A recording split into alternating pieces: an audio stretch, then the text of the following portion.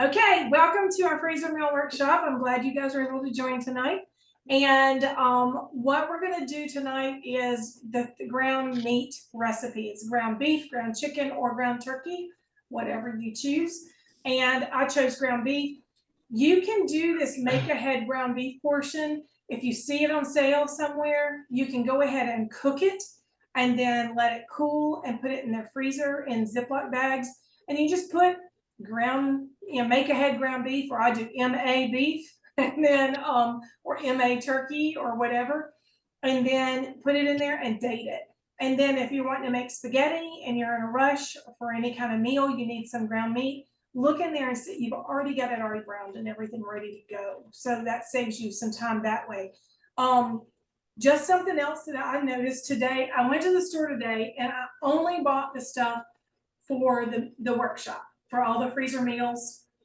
And I actually decided to go ahead and do the other two that we're not doing, the tacos and the chili.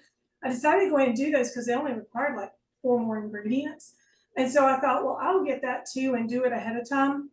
And I needed to also buy the gallon Ziploc bags. I needed, because I was low on my gallons and I was out of my sandwich bags. So I thought, well, let me grab those two. That was 5 meals. Okay, 5 meals. Do y'all know how much I spent at the grocery store on 5 meals? Yes. Well, since you were doing everything, you had some stuff. So I had 5 some meals. stuff, like I had the ketchup, I had the Worcestershire sauce. Yeah. Some of those things. So I mean, you could, depending on how much you have, I don't know, 70 or 80 or $90 now. It's kind of crazy. I know, but it was $85, including the Ziploc bags. And I mean, and that was not for the 3 recipes we did. That was for the 5.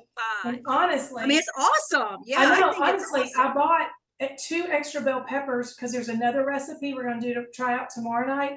It's one of the taste buds recipes that I never got around to doing. And I bought the stuff for that too. So I really bought 6 meals worth of stuff for $85. Yeah. That's awesome. Cheap now. I mean, that's really cheap now. And so when you're on it, like hey, this is my list at the grocery store, and you stick to it, then you can save a lot of money that way. If you struggle with like impulse buys at the grocery store, if that's something you struggle with, I know it usually costs $5 or extra, whatever. But even shopping online can save you money because you resist those impulse buys. You get exactly what you need. You go pick it up and you don't even see the end caps. The end caps on the aisles are your danger zone. And so you don't even have to look at that. So that's a good way to kind of save yourself some money too at the grocery store. So what I'm going to do is I'm going to go ahead and I'm going to prep the one that we're doing tonight, the hoagies. I'm gonna go ahead and prep that and get that going so that that can be cooking and simmering. And then while that's cooking and simmering, then I will prep the other 2 for the freezer. And so that's kind of the direction that I'm going. One thing that I will give you another tip is behind me, I've got 2 bowls here and here. And then on front of me, I've got everything I need. This is everything I need for the hoagie recipe. This is everything I need for the barbecue sloppy joes. This is everything I need for the stroganoff. Just from past experience of putting the wrong seasoning into a recipe because I had too much on the counter at one time. If you can kind of group them together, put them in a bowl, put them in a crate, put them in a box top, whatever it is, it really does help to not have all of your ingredients. You're not having to read the recipe 15 times to make sure that you're putting the right stuff in each recipe. So that's just kind of a little helpful tip. So what we're going to do, I've already started the stroganoff mushrooms, but I'm going to put that aside, put these on top. This is the quick slice, and this is one of my favorite products. It's kind of like a guillotine for vegetables.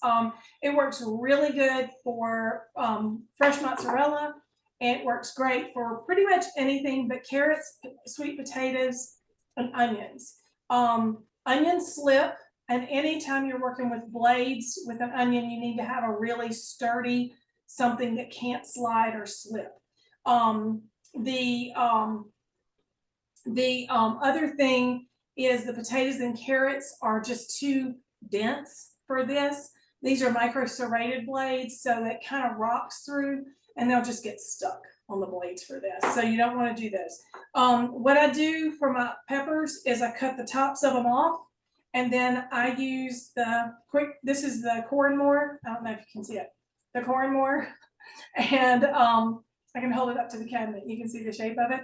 But this is the end. That's just scoop the seeds out. So I just take the seeds out in like one kind of scoop and throw the seeds away. And then you've got your pepper. Now you could take it and put it like this and chop the whole thing. I want to have more even slices. And so I usually do it this way because I like a half of a slice. I don't like a whole slice of a bell pepper. And I just line it up with the slices on here. And I'm going to turn it this way and just rock down just like that. So I'm going to get my stovetop going here. And I'm going to dump my bell peppers in onto my skillet. And this saves me a lot of time slicing bell peppers. And they're all sliced evenly. When you slice something evenly, you all know the rule? When you slice something, It looks better. it cooks evenly. Exactly. Right. People think, oh, that's quick, that's easy, but you don't really need that. A knife will work. And your knife will work, but you can't always get them perfectly even like you can with this. So, and it calls for 2 colors of bell peppers. I don't like green peppers as much as I like red, yellow, and orange. So I get red, yellow, and orange peppers instead. So I'm using red and yellow tonight.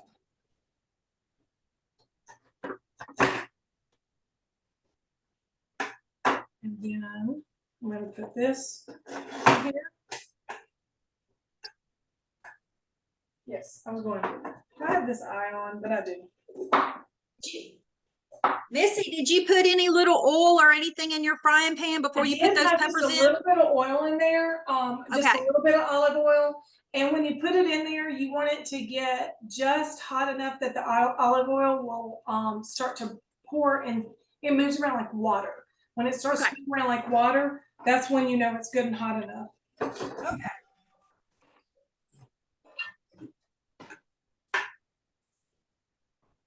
I just don't know if I have the skillet hot enough.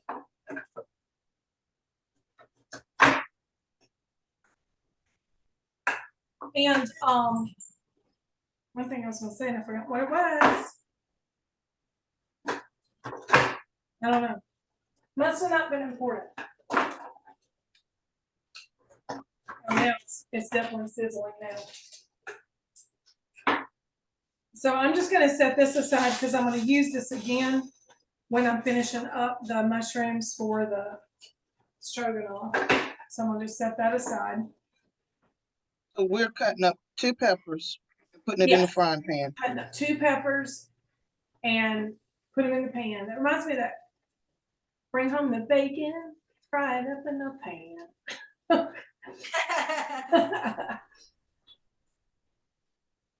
Oh, I was going to show y'all this too. I noticed that Savannah, when she was chopping up her meat, she was using the mix and chop. This is the new mix and chop spatula. It actually has holes here along the side of it. So you can see for draining your meat. So if you're going to move it out of a bowl, and you can drain the meat there. But this works good if you want to flatten your meat. It works well to do that. Now it doesn't, in my opinion, it does work really well, but it doesn't chop your meat up as effortlessly as the mix and chop does. But it does chop it up pretty easily. A lot easier than, you're not sitting there doing this number, you know, like you would be with another spoon, like if you didn't have this before. So I'm gonna get. Yeah, I haven't used that one yet.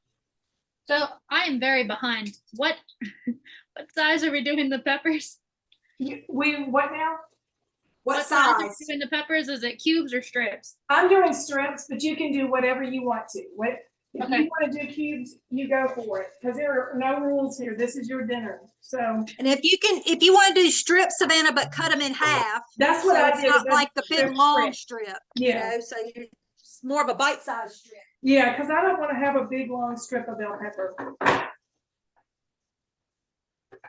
And so I've did my mushrooms, and while that's going, I am gonna you can mix up your other things. I'll slow down though, so I don't lose you guys.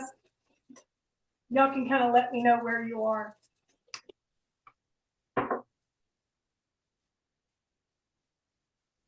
Okay.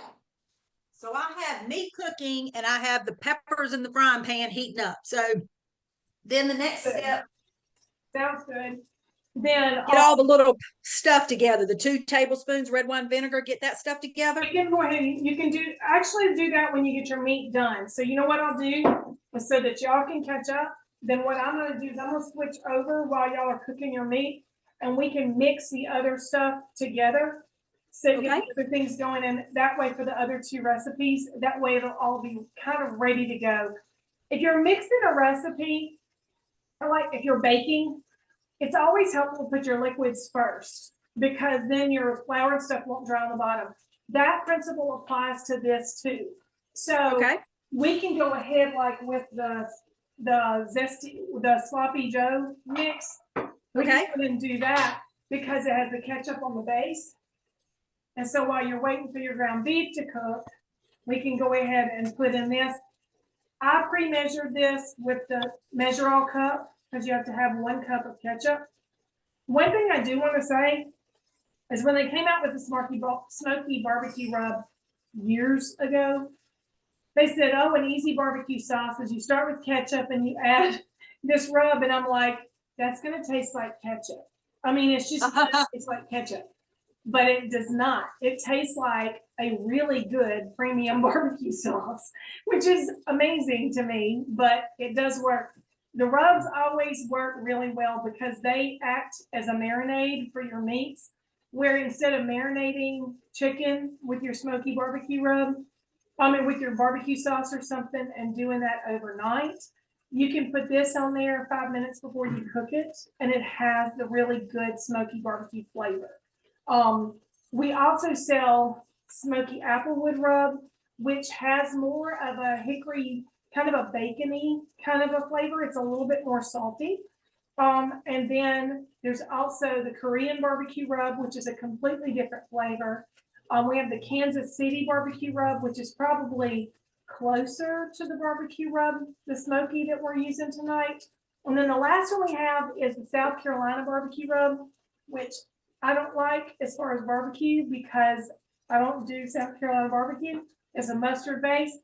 But if you make potato salad, if you make pasta salad that has mustard in it, if you do baked beans and you add mustard to the baked beans, if you do anything that you add mustard to, a lot of times those recipes are runnier. The sauce is runnier than what I prefer. I'd want it to be thicker.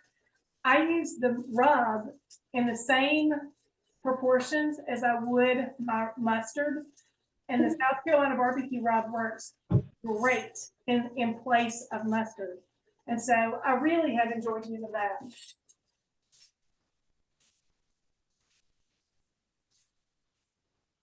All right, Missy, I missed something here. So my peppers are cooking. You What we, I said my peppers are cooking. Okay, I need to do the get a 1 cup of ketchup. ketchup. And so we're gonna pour that in a bowl. Oh, I ain't get my sprinkler.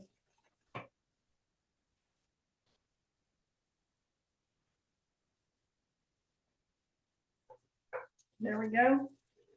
And then the other thing we do for this one, I better read this recipe because like I said, I can mess up easy. Readers, here we go. Cup of ketchup, 2 tablespoons of the rub, and 2 teaspoons of the apple cider vinegar. So I have in this bowl 2 tablespoons of the rub. That's 1.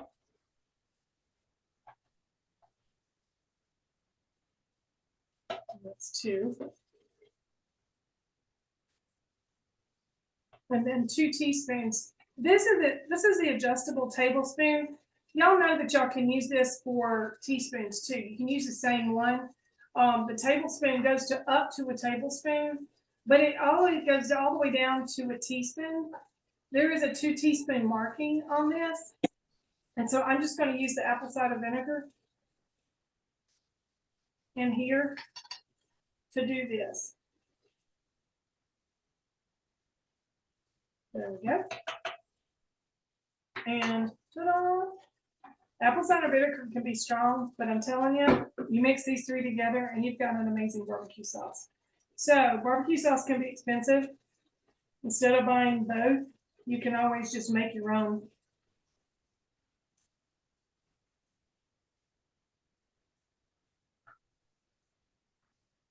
And Cider vinegar, is that just the brown vinegar? it's the apple cider. It's kind of a yellowy brown. The yellow one. Mm-hmm. I don't know if I have that. I thought I did, but I don't think I did. You can always add it. Anything like this, you can add at the end when you get ready. When you freeze it, you let it thaw. You can always just put a note in your bag, in the little bag with the recipe, to add, like stick a sticky in there and say add 2 teaspoons of apple cider vinegar or whatever it is. You know, you just add your vinegar as you need to. Okay, so I got the ketchup. I'm gonna put the smoky barbecue, and I'll have the vinegar, the rub. Okay, put that in a bowl. Yeah. You And could then when your probably meat's get ready, away. just mix it up. I was gonna say you could get away with the other vinegar in a pinch, but it probably wouldn't give the same flavor. So the Yeah, apple you cider could. vinegar, Apple For cider barbecue, vinegar it's has probably- a little bit different flavor to it. yeah, Okay. for the barbecue, that's what's gonna work best. But you know, Yeah. if you were desperate, you could use one of the other ones. Yeah. Okay. Hey, we've all made substitutions before. Absolutely. But once you put your liquid in the bowl and you get your ground beef ready, it's really easy just to mix it up, and you don't end up with dry ground beef on the bottom of it. It just mixes up really nice and well for you. While this is cooking over here, I'm gonna go ahead and add my ground beef to this one. On the stove top. This is the one we're having tonight. This is the.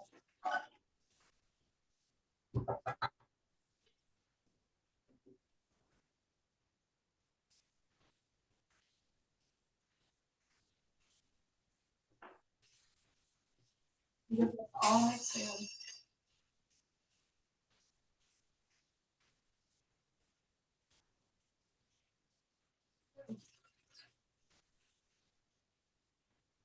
Okay, so my sloppy Joe one is ready to go, and I'm gonna show y'all how I do this part. Here's my recipe, and like I said, Sean, you would just stick inside your recipe your little Ziploc bag. You would stick a note in here with the recipe saying, circling it, highlighting it, something on here to add your 2 teaspoons of apple cider vinegar. This is in this bag, so it doesn't get nasty when you put it in there, because it shouldn't, but sometimes it still gets kind of nasty. So something leaks or something's on the outside of it. So you want to make sure that you got it. Can you do me a favor? Can you get the quick picture? I'll show y'all a trick. 2 quart. No, that's a gallon. 2 quart. I don't need that. I'm gonna show y'all a little trick for adding stuff to this. This is the 2 quart pitcher. I put my bag in here, and I put my gallon size over any kind of 2 quart pitcher would probably work. Like this, and put your bag down in there like that. And I love it. you don't have to be trying to hold the bag and filling it at the same time. Yes, that's a great idea. It's a lot simpler. Yeah, absolutely.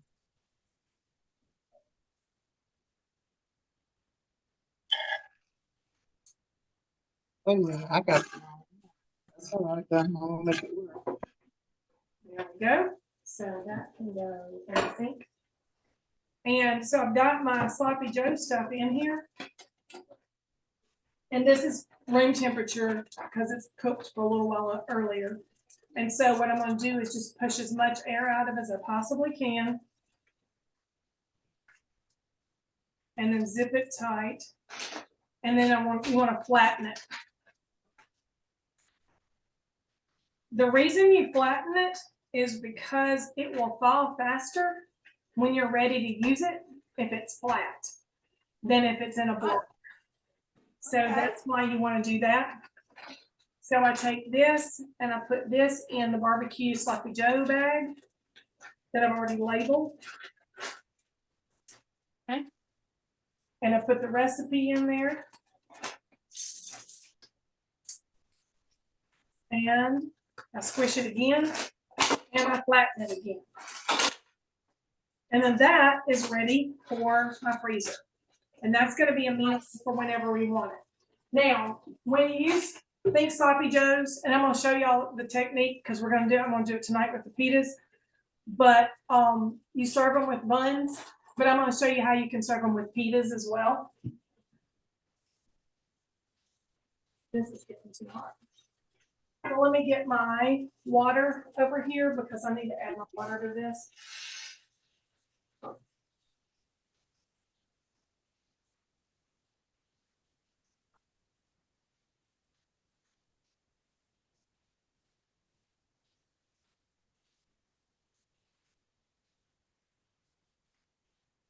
And then for the recipe we're doing tonight, the Italian beef hoagies, I need red wine vinegar, and we'll put that in here.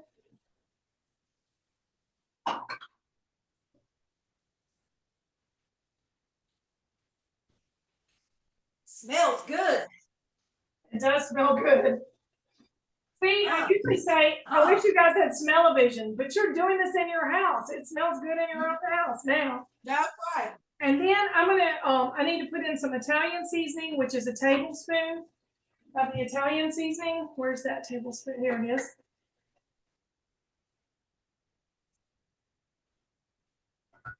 Now, just as a shameless pitch for our Italian seasoning, I had a lady who called me back in, I don't know, December or so. And she had a very Italian last name. I forgot what it was, but she said, I need to get a couple more bottles of the Italian seasoning. And I said, okay. And she said that, I don't know if it was her mother or grandmother were born and raised in Italy, and they cooked, it's like real Italian. And she said the Peppered Chef Italian seasoning is the only Italian seasoning that's bought that she will buy, that she will use. Wow. I know, and I was like, well, I knew it was good, and I knew I liked it, but that's a pretty good plug. Absolutely. I'm gonna tell you something, a secret. The onion soup mix, it calls for a package of onion soup mix, and you're supposed to put that in this recipe as well. I do not use the onion soup mix for this because it's loaded in sodium. And I didn't want to tell y'all, hey, you need to buy another seasoning, but just as another shameless plug, this is the herb and onion slow cooker seasoning mix. We sell this for our slow cooker, and this is basically to replace onion soup mix. And the reason is because it's very low in sodium. And and it doesn't have any preservatives, and it's gluten-free. So actually, and this one's brand new, so I need to open it. But all of our seasonings are gluten-free, and they're all low in sodium. Most of them don't have a lot of sugar or anything like that. Now the recipe calls for 1 packet. That's going to be 4 to 5 tablespoons of this. And so I'm going to put about 4 or so in here. And you're just going to mix that in dry. All right, so we're mixing this into the peppers. Into the beef hoagie recipe. Yeah, the peppers. Into the peppers, Okay. yes, yes. Anything else supposed to go in there right now? And you just have your red wine vinegar, your water, your Italian, and your soup mix, and your meat. Okay, and the meat, okay. Mm-hmm. And that is basically that, after you do that, your meat mixture is really ready to go. So, I forgot about the water. I see what you're saying now. Quarter cup of water. Okay. yeah. It's just a little bit, but it's just enough to kind of give it moisture, you know, when you're cooking it. Right. Okay, and I'm gonna let that sit because that's gonna stay hot. And so when y'all say go, I will go to the next recipe. If y'all say no, no, no, stay, I'll stay put and watch y'all work.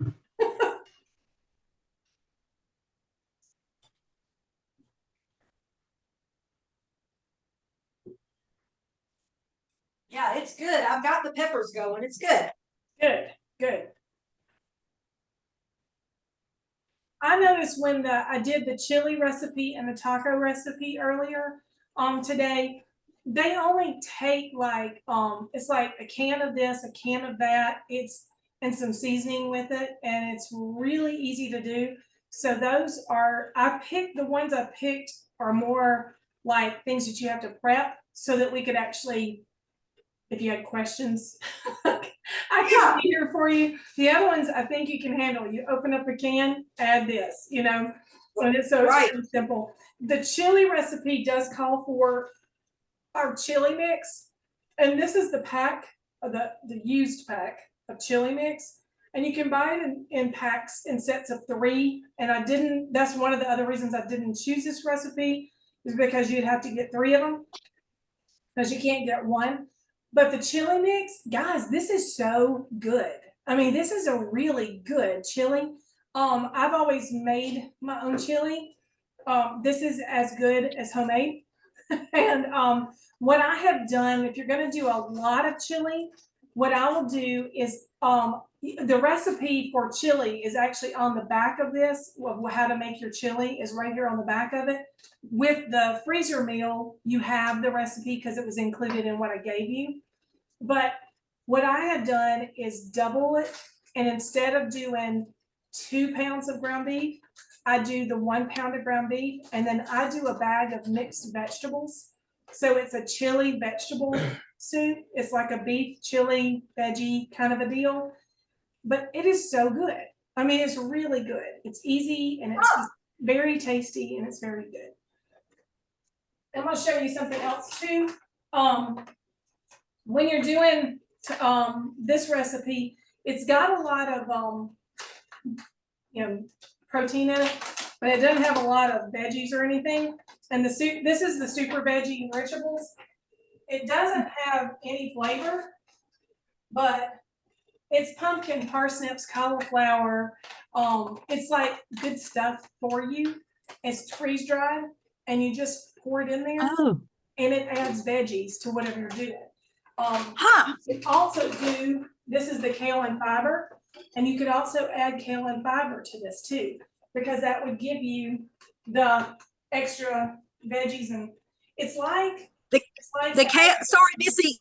Huh? Sorry, Missy. The kale and fiber one is the powder. That's the powder one. It's also is that right? The kale and fiber. Yes, these are both powders, and the kale and fiber. I'll show you. You just they just come with a little scoop, and you just scoop it out, and it's green. It's very green. Okay. And I just dump it in here, and now 1 scoop is 1 serving. So in this recipe, now we have 2 servings of vegetables and 1 serving of greens. That's awesome. Yeah. It has no flavor. It doesn't taste wonky or anything. Matter of fact, I do it. Tim's in the room, but I do it in the recipes all the time. I add it to the recipes all the time behind his back, so he does not know. And there you go. She's taking good care of you, Tim. Oh yeah. I'm trying. But I mean, it's really nice. And I have a friend of mine here who there's a lot of people medically, for medical reasons, need more greens, more veggies. Mostly, a lot of times, there's a lot of medical issues that require you eating more protein. And like I have a friend who has breast cancer, and here at church, And she's been, another friend has been purchasing this for her. And she just buys it like every 6 or so weeks. She'll buy another thing of it from me so that that girl can have the extra protein that she needs to have in her diet.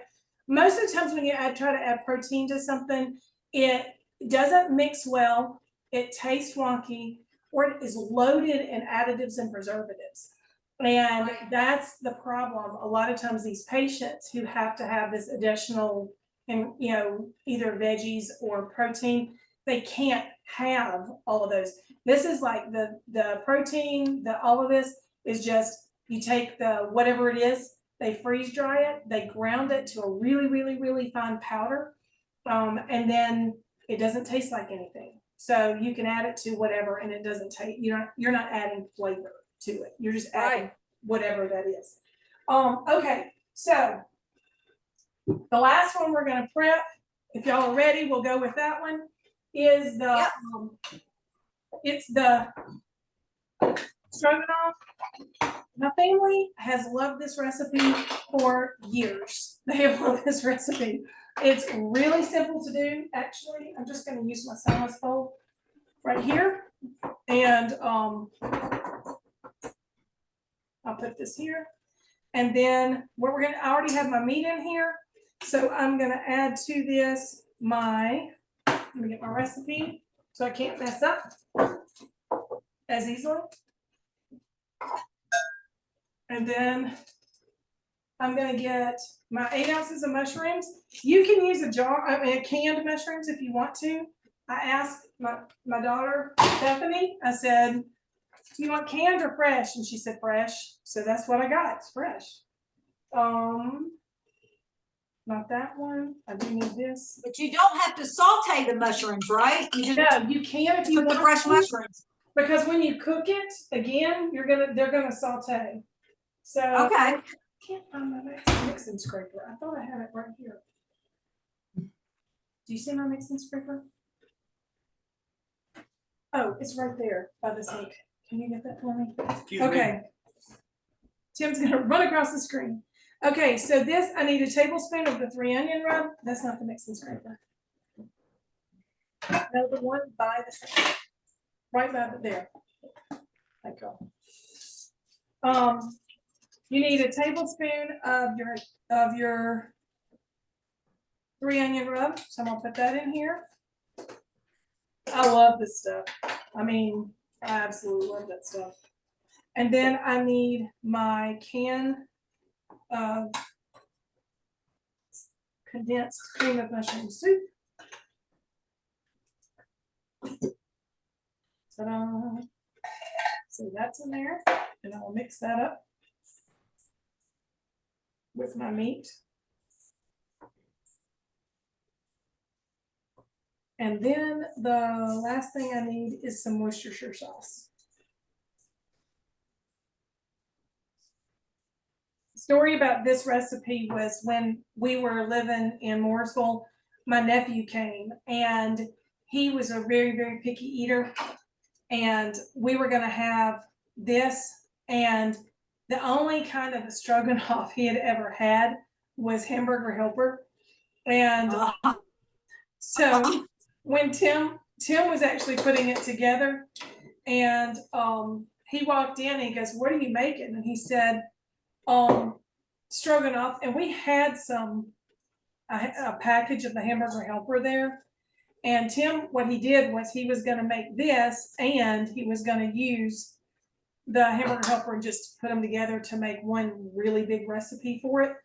And he came through and he goes, "What is that?" And he goes, "Well, do you like Hamburger Helper?" And he said, "Yeah." And he goes, and he pointed at the box and he said, "See, that's what I'm making." He went, "Oh, okay." He scarfed this down. He thought it was great. He was like, "Man, they make the best Hamburger Helper ever." And it was this recipe, but my family did love this recipe. This is a really thick mixture, and I'm going to show it to you so you can see. Like the other recipes, this is a really thick mixture when you put it together like this, because when you actually cook this, you're going to add another 1/4 cup of water in there, but you're also going to add sour cream to it, which is going to loosen it up some. And then you're gonna serve it over noodles, over pasta. Egg noodles is generally what I use. But you're gonna serve that over here, over this, so it'll be a really nice mixture. You'll have a lot of this, and it's a really good, this is a great recipe. I think all of these are pretty good recipes for cold days, and with winter coming, it's gonna get cold again. So I'm gonna put my Ziploc bag over my pitcher again. Go. And dump this in, so.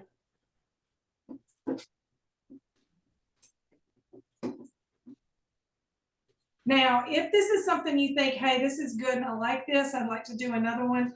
I've got other recipes we can do, but the other thing is you can always get your friends to do a freezer meal workshop. I mean, I started doing these because I started having people requesting to do freezer meal workshops again.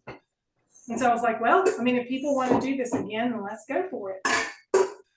But they do save time, they do save money, and so I get it. Okay, so I'm gonna zip this up.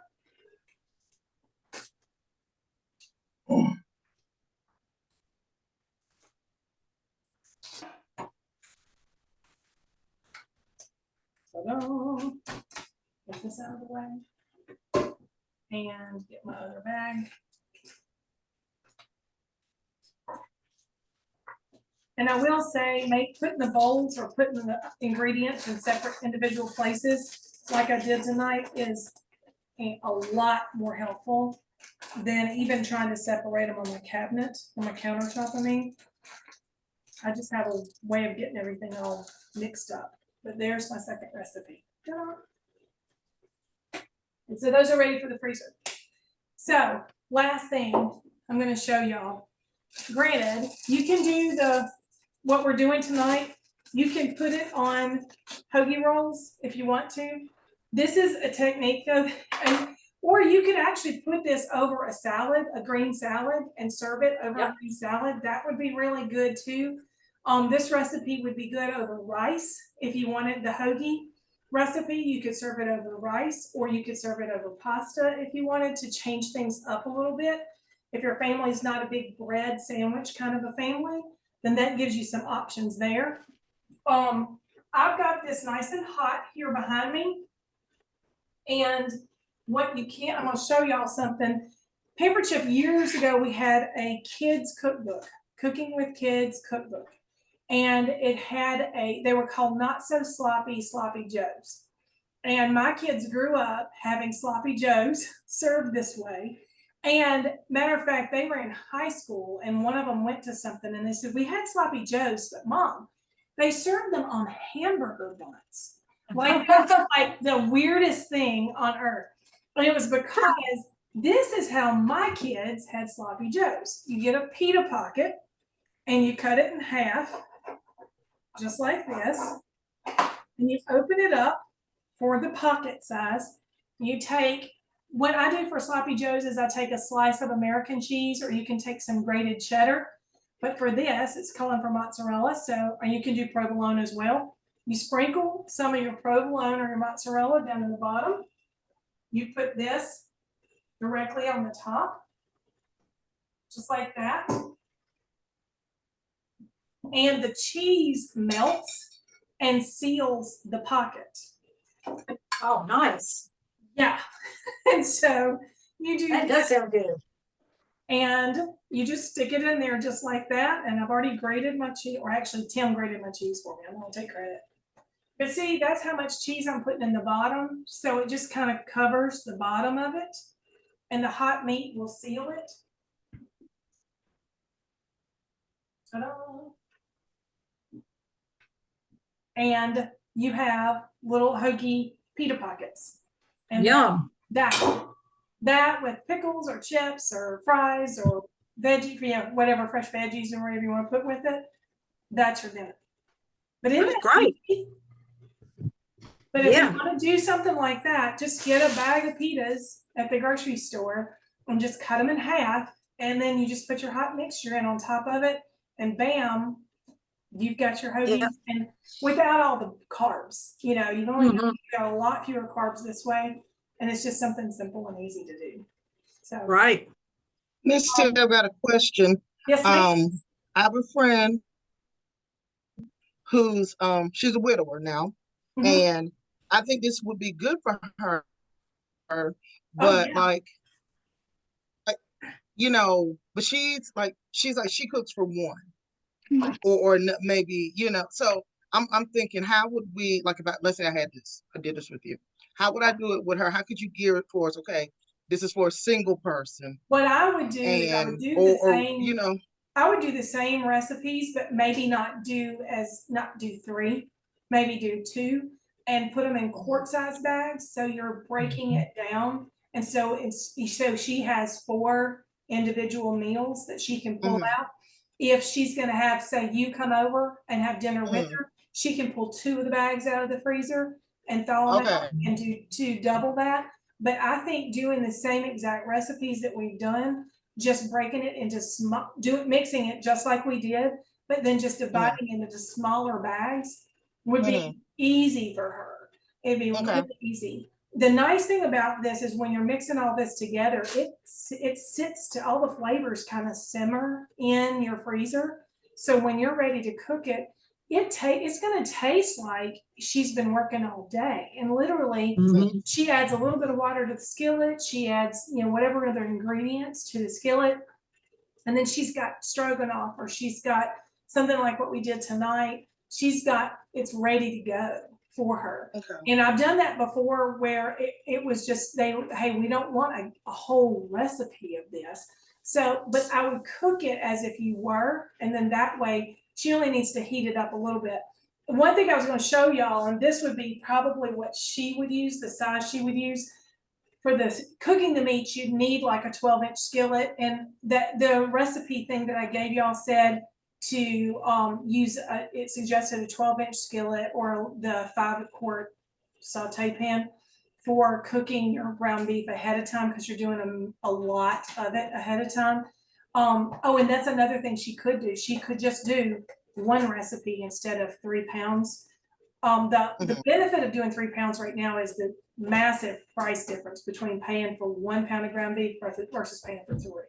So that would be a big difference. The and so to do all of the recipes, that as in essence you need 6 pounds of ground beef, correct? yeah, I did it well, it's really 5 recipes. So I did it It's with, 5. yes, 5 pounds of ground beef. I did it with 6 pounds today just because it was cheaper to get 3 pounds than it was to get a 3 pound and a 2 pound. And so Okay, Mhm. that's why I just did it that way today. okay, But when she's preparing it, she probably would need a much smaller skillet. I did not know she was gonna ask me this question. Sean and I did not plan this, but I have here on the island with me the 3 small 8.5 or 8-inch fry pans. This is the stainless nonstick. Now this is the bigger version of this, is what I used for tonight to brown the ground beef. The stainless nonstick, mhm, and I'll show you, get closer so you can see. You see the pattern on this? mhm, It's Mhm. enough stainless peeking through that it cooks and browns like a stainless skillet, but it's enough nonstick on here that it cleans like a nonstick skillet. So you're okay, getting cooking and the searing, and your meats get a good sear on them and all that with a stainless pan. You get that with this one, but you also get the cleanup with this one too. Mhm. I don't remember how old this one is. I would say at minimum 5 years, but it's probably older than that. But if you saw it, it looks very much brand new. Last year for Christmas, I think, for his birthday, I gave one of these this size to Ryan. And he was telling me today when we were buying the stuff for this, he goes, man, that's my favorite skillet. Because it's perfect for 1 pound of ground beef. And so in the dorm, and Tim uses it for eggs and omelets and things like that too, because it does release like a nonstick pan. It works on induction stovetops. It works on baker broil in your oven, works on the stovetop. You can use metal utensils with it. You can use, you can put this in the dishwasher. I do not. I just wash it by hand because it's kind of easy to clean. So kind of what's the point of a dishwasher? But this, and it's guaranteed for life, okay? The non-stick pan, this is the non-stick cookware pan. This is also guaranteed for life. This is also metal utensil safe. Some people just prefer cooking on non-stick. It has a really high release. It does not, nothing sticks to this. And so, it's really super easy to clean, even if you let it cool down and whatever stuck to it is stuck, it just peels straight off. So it's super, super easy to clean. This has also been in the line for a little bit longer than the stainless nonstick. And you can tell from the bottom, we use it a lot. It's no longer pretty and silver. But this is also great for eggs, omelets, pounded ground beef, anything like that. This one, the difference between this one, the big difference is this little gray piece right here. You press the button on, there's a little button here, and then there's a thumb holder here. I'll do it over here so y'all can see. Oh yeah, I've got that with my pot. Okay, so you press this button and you push this. So I press it and then I pull this back. Did you see how it slid? Yep. Press, pull back, lift up, and this comes off. The Nice. reason for that is, do you have storage issues in your kitchen? You can store all of your nonstick just like this. You Oh, don't have to have nice. a cookware rack. You can just store it really easy. The other thing is all of the nonstick skillets with this handle is universal. So you don't have to label it 8-inch pan. You know, you don't have to do that. This is the same for the saucepans as it is for the skillets. For the 12-inch skillet all the way down to the 8-inch skillet, it's the same exact handle for all of them. When you want to put it back on, you press the button, you slide it back, you go in at an angle, and it catches the help. It does not loosen. I saw a thing that somebody was doing this on YouTube, and they were doing like this, and it fell off. That's not going to happen with these. These, again, metal utensil safe and dishwasher safe, and this is guaranteed for life. Now, it said 5-inch saute pan, nonstick saute pan. This is the 8.5-inch Brilliance cookware. This is new. You can tell. It's very new. It's still pretty on the bottom. We came out with this in September. It's not exactly pretty on the bottom, but it's prettier on the bottom. And this one is guaranteed for 10 years. The reason they brought this into the line is because you see the pretty color. It's blue. It's like a steel blue. People want pretty cookware. Okay. Mhm. So Savannah's like, that's me. This is a lower cost. It's a 10-year warranty, but y'all, how many of y'all have had something in Pampered Chef? How many of y'all have had the food chopper? Okay, how old is your food chopper? A long, Well- long time. Guaranteed for 5 years.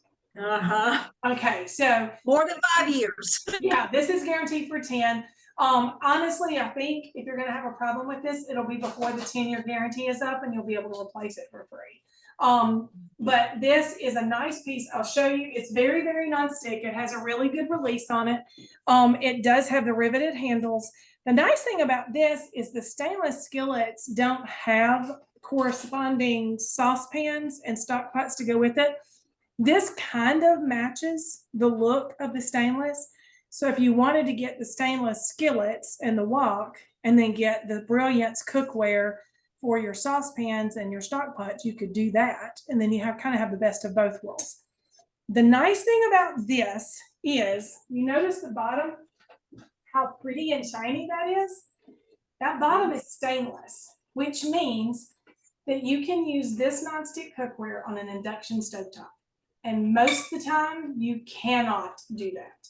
They will not work, but these are designed to work on induction stovetops as well. It is not metal utensil safe, but you can put it in the dishwasher.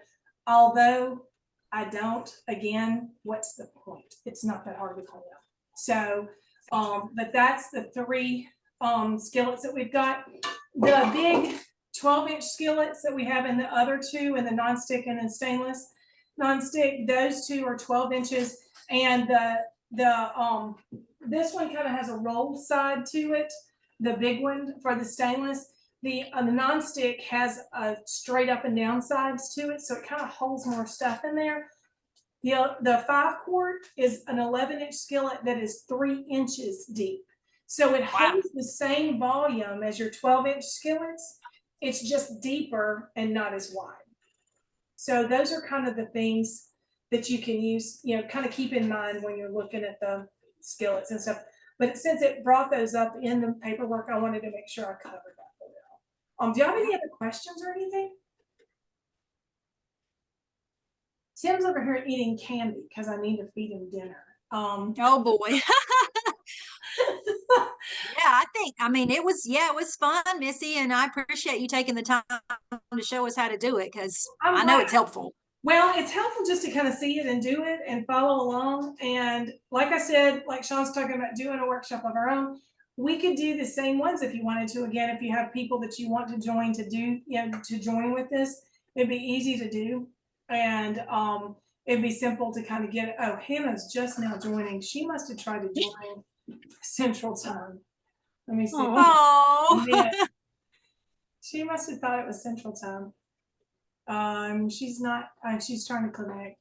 But anyway, but yeah, if y'all want to do something like this with friends, this is something that's simple to do. Hi, Hannah. Hello. Hannah. Did you realize this was supposed to be 6 p.m. Central Time? No, Eastern. Eastern Time? It said 6 p.m. Central Time on my thing. Oh, Oh, no, it was supposed to be 7 p.m. Central Time, 6 Oh p.m. man. Eastern Time. But 5, whatever. I can't get it right. It was earlier. we're done. Oh man. You caught us at the end, but that's okay. Okay. We'll That's do okay. the next one together, Hannah. Yeah, Okay. yeah. But anyway, but if y'all do want to do one of these, just let me know, because I'm glad to work with you on that.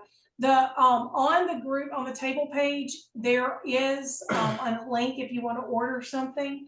The big sales that we did not know about when I started this was the Rapid Prep Mandolin, which is really so cool. I really enjoy using that. I use it to make French fries. Hannah has it too. I use it for French fries, for salads, stir fries, anything I want to slice. It's really nice because your hand is away from the blade, which if y'all know me at all, that's a really good bonus. But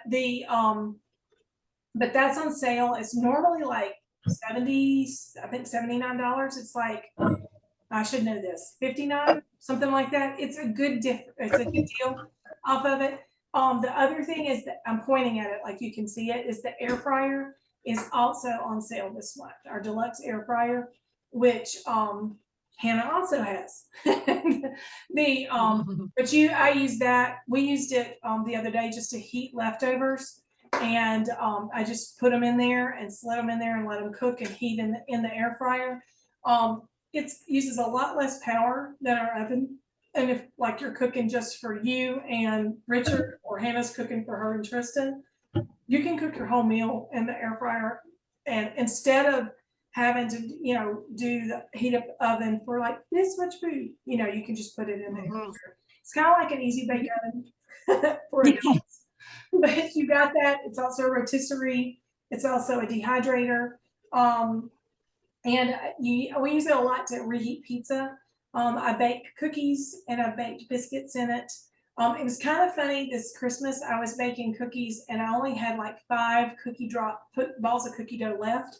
And I was like, what's Stonemer? And I put them on the bar pan, the little small Stonemer bar pan. And I thought, I could cook this in the air fryer in a lot less time than I could cook in the oven, you know? And so while the last batch was cooked in the oven, I popped them in the air fryer. It took about 2 minutes less. And the funny thing is, because the oven was hot, and the air fryer starts out and it heats up instantly, the cookies looked completely different. Because the butter didn't melt as quickly. So they were so much puffier and thicker little cookies than the ones that were cooking in the oven, which was a flatter cookie. And we were like, wow, that is, I mean, I never even thought about that, but the butter did not melt as quickly. And so it was a really nice thick cookie. And it was Yeah, wow. air fryer. Hmm, That was kind of cool. cool. But And the little bar pan fits in the air fryer, because I have Yeah. that little bar pan, the so. bar pan fits in the air fryer. This skillet fits in the air fryer. You just take the handle off and slide it in. I put Wow. biscuits and cinnamon rolls and stuff in this, and and garlic knots. Oh my goodness! You do garlic pull apart bread, or you can do garlic knots and just start with Pillsbury dough and melt butter and put garlic in there and some Parmesan cheese and like roll it in there and pop them on this, and then take the handle off, close the door, and then in like 10 minutes, you've got, because it takes like 12 to 15 minutes or 15 to 17 minutes. You can knock a couple of minutes off of it and pop it in there and ta-da. Oh, and Hannah Yeah, showed, Hannah's showing us, yeah. This also fits in there. That's what I use all the time because I don't have. Yeah. Oh, wow. that's the 1 quart cast iron enamel baker. Nice. Okay. That's also good for garlic knots and also good for dips, things like that. And so are the little mini skillets, the cast iron round black mini skillets. One of those will fit. I don't like to bake things on top of each other because they don't brown. Well, not even in the oven, they don't brown as well. So, but there's a mini chocolate chip recipe, cookie recipe that you can do those in there too. The only thing is you don't do foil in the air fryers. Don't ever put foil over your food in any air fryer. Air fryers have a fan in them, and foil is lightweight, and if it blows up and hits the heating element, it can start a fire. So don't Okay. any kind of foil, aluminum foil or anything.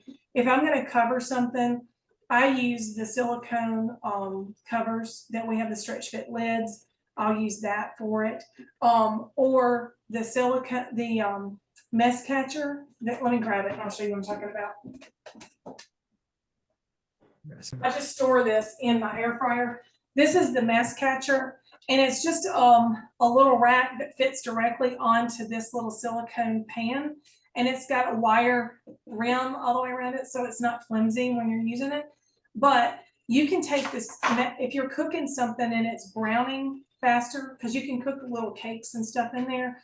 If they're browning faster than what you want them to, you can this is the way this normally goes in, with the rack on top of it like this to catch grease. And if you're doing fish, it'll catch that, grease from the drippings. Instead, turn it upside down and slide it in this way over top of what you're cooking, and it won't brown as quickly on the top. It'll still cook, but it won't brown too quickly. So that's another little tip for that. So anyway, but that's it. Well, thank y'all. Thank you so much. Listen, I am doing intermittent fasting and I have to eat before 7:30. I do too. Yeah, I'm like, I gotta eat. Look, y'all been talking. I've toasted my bread. I got my plate out. You're ready Yes. to go. You are ready. We're to ready. I'm ready to eat. So So y'all take thank you. care. And Sean, holler at me. Just let me know what you want to do, and we can look Yeah, I at will. dates and stuff, and we can Okay. do it as soon as you want to, really. Okay, And perfect. then, I sure will. like I said, if y'all need to get anything, the link is open. Y'all can go in and place your orders. It's the same link we ordered your seasonings on, but you can go in and do that. And then I will post this recording on our show, on our party, so everybody can see it. Okay. Anyway, All let me right. get Well, the good seeing everybody. well, it's Thank good you. seeing you too. All right, look, let me make sure I'm making this sandwich right. So now I'm gonna put it says put cheese on top of it, but can I just put the meat and put cheese in case somebody doesn't want the cheese Yes, on the whole? yes, you can. Okay.